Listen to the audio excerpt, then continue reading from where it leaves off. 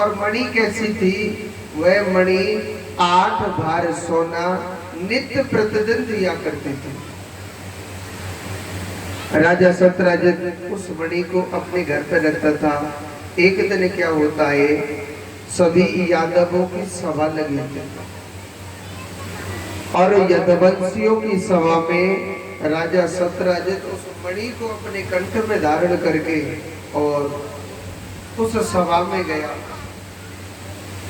वह मणि सूर्य के समान चमकती थी।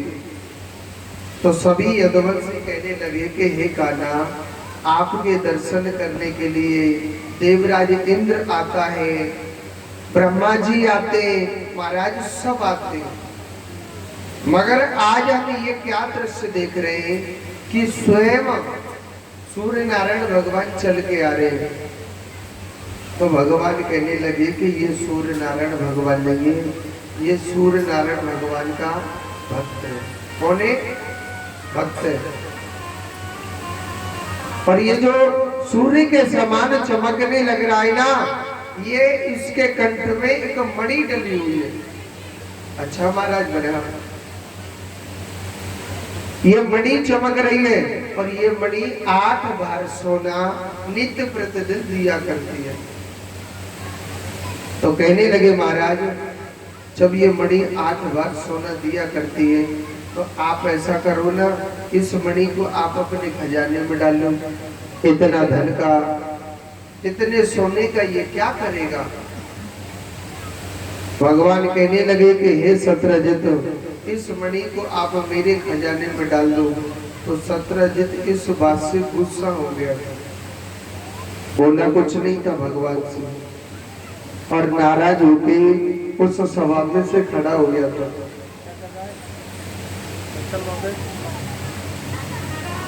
नाराज होकर के उस सभा में से खड़ा हो गया और उस सभा में से खड़ा हो गया तो राजा सत्यराजित डरने लग रहा अंदर ही अंदर कि कहीं कन्हैया इस मणि को मुझसे छीन न ले। राजा सत्यराजित अपने भाई प्रसेनजित को इस मणि को दे देता है। प्रसेनजित ने क्या किया, एक दिन प्रसेनजित अपने गले में धारण करके, अपने कंठ में धारण करके उस मणि को और बियाबान जंगल में शिकार खेलने चले जाता। इतने भयानक जंगल में चला गया कि रात्रि का समय हो जाता है। वहां एक शेर घूम रहा था। शेर ने प्रसेनजित पर दहाड़ मारी। प्रसेनजित चिल्लाने लगा, अरे भैया कोई मेरी रक्षा करो, कोई मुझे बचाइए। मगर इतनी देर में शेर ने प्रसेनजित को खत्म कर दिया। आप जानते हो शेर मणि खाने वाला थोड़ी है, शेर तो मांस भक्षण करने वाला जीव है। शेर कौन है? मांस भक्षण करने वाला जीव।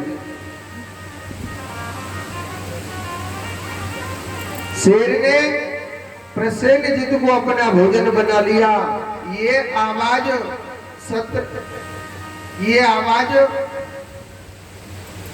जामवंत वहां शिकार खेलने लग रहा था।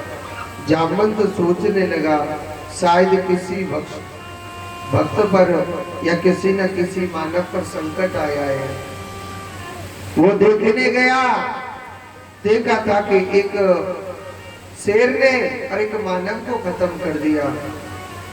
जामवंत बड़ी जोर से गुस्सा हो गया और जामवंत ने अपने नाखूनों से और उस शेर को खत्म कर दिया। जामवंत उस मणि को लेकर के अपनी गुफा के अंदर चला गया और जामवंत की बेटी का नाम क्या है? जामवंती। अपनी बेटी को उस मणि को दे दिया। अब राजा सत्यराजित सोचने लगा, मेरा भाई प्रसेनजित अभी तक नहीं आया। मुझे अंदाज ऐसा लगता है, कहते हैं कन्हैया कन्हैया, जिस कान्हा ने एक मणि के चक्कर में मेरे भाई को मार दिया उसने। भगवान का झूठा कलंक लगा रहा है। क्या कर रहा है? भगवान का झूठा कलंक लगा रहा है। भगवान का जब झूठा कलंक लगाने लग रहा है, भगवान कहने लगे इस कलंक को मैं अवश्य मिटाऊंगा, चाहे कुछ भी क्यों ना हो जाए। भगवान कुछ यदुवंशियों को साथ लेके जाते और उसी जंगल में गए जिस जंगल में मरे हुए प्रसेनजित की वहां हड्डियां पड़ी हुई है, मगर उन हड्डियों पर शेर के पैर के चिन्ह बने हुए थे। क्या बने हुए थे? शेर के पैर के चिन्ह। शेर के पैर के चिन्ह बने हुए मृतक शरीर, उसकी हड्डियां हो गई। वहां पर एक मरा हुआ शेर पड़ा था एक गुफा के आगे। तो भगवान श्री कृष्ण कहने लगे कि हे यदुवंशियों, मैं इस गुफा के अंदर जा रहा हूं और आप मेरा ना 12 दिन तक इंतजार करना। कितने दिन तक? 12 दिन तक। भगवान श्री कृष्ण जामवंत की गुफा में गए। जामवंत को देख करके, भगवान को देख करके जामवंत की बेटी जामवंती डर गई थी। जामवंती कहने लगी कि पिताजी, पता नहीं हमारे घर पे देखो कौन आ गया। जामवंत कहने लगा मेरी गुफा में कौन आया है, और जो आया है उससे मुझसे युद्ध करना पड़ेगा। भगवान श्री कृष्ण और जामवंत का बड़ा भयंकर युद्ध होने लग रहा है।